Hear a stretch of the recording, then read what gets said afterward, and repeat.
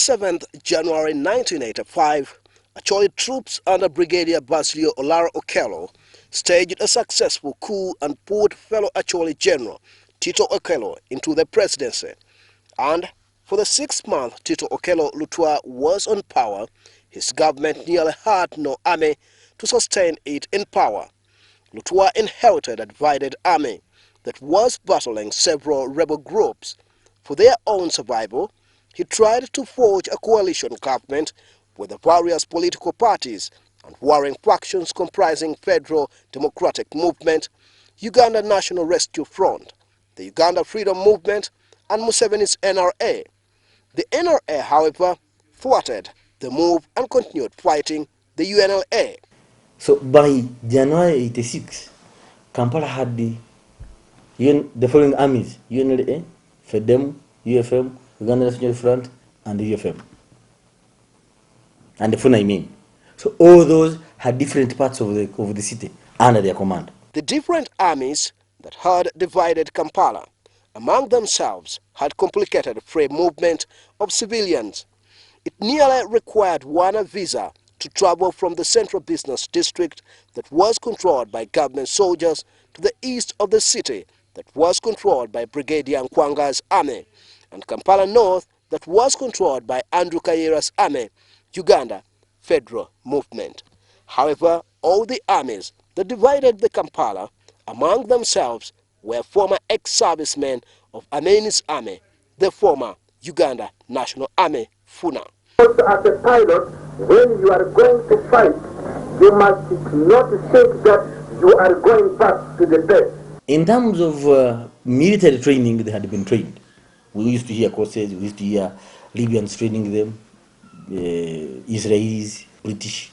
They had training from various groups, but they were anti-people.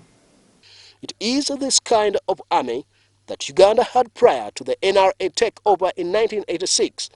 The arrival of the NRM brought excitement to the population that was used to the brutal acts of the previous armies. You come with an army, not trained, poorly dressed, but extremely disciplined. Extremely disciplined. Ideologically convinced that we are for a service to the population.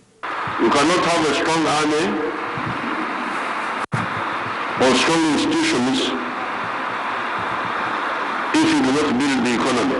After his famous statement that this was not a mere change of guards, but a fundamental change, President Museveni started building his seemingly semi-illiterate army, which had a few professionals, from scratch, hoping it to move away from the rudimentary bush war methods to an army which was later to become a people's army. Putting into the practice the words of the great Chinese President Mao Zedong, an army without discipline is like a country without an army. Security reports that the Ministry of Defense indicates between 1986 to 2001, over 100 undisciplined NRM soldiers were executed. Between 1986 and 2005, that's 19 years, we had executed 123 soldiers for various crimes. By mid-90s, he had inculcated discipline in the army to recognize civil authority and also respect people. In the subsequent liberation missions his army was yet to undertake. Northern Uganda was still insecure. His government had not yet taken full control of the north. The Lord's Resistance Army rebels led by Joseph Kony were still controlling a third of the north, and it had made the situation difficult for Museveni's army to pacify the region. The need to defeat Joseph Kony and his LRA rebels in the region required Museveni to have a professional army to cause a decisive defeat to the 21-year armed rebellion in the north at the peak of the civil war between 1996 and 2003. This process to transform the army started from a national resistance army that had been perceived to be an individual's idea to Uganda Peoples Defense Force, which gave the army a national identity. The question of professionalizing the army was also not ruled out. It took place currently with the transformation. Today, I can proudly report to Ugandans the UPDF is very professional. No wonder we have been voted for 6 years running now. We have been voted by the Ugandan public as the best public agency in the country.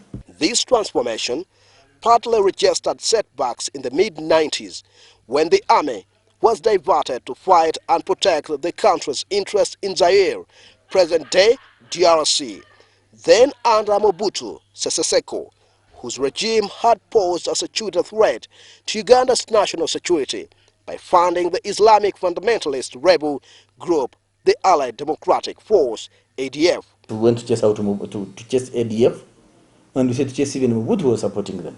He went. Kabila takes over, and within no time, Kabila turns against us and supports ADF. We said to go back. Kabila senior, and we did it with him. This was the first successful trial of the NRA in foreign mission operations that offered Museveni's army exposure in foreign military operations.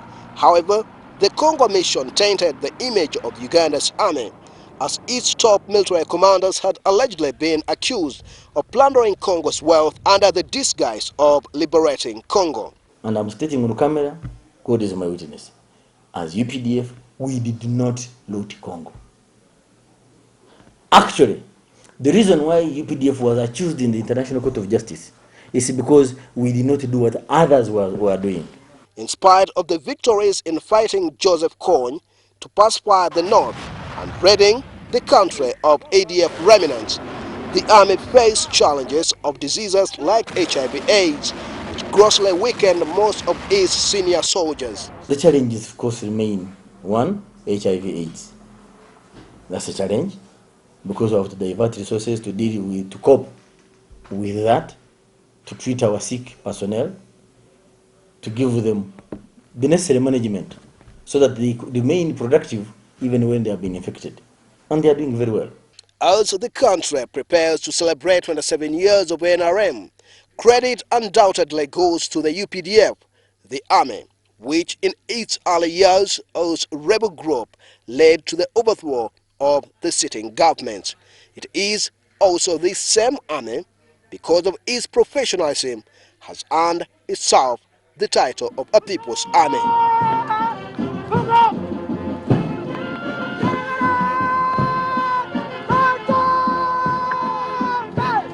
Timothy Sibasi, Just Television, Kampala.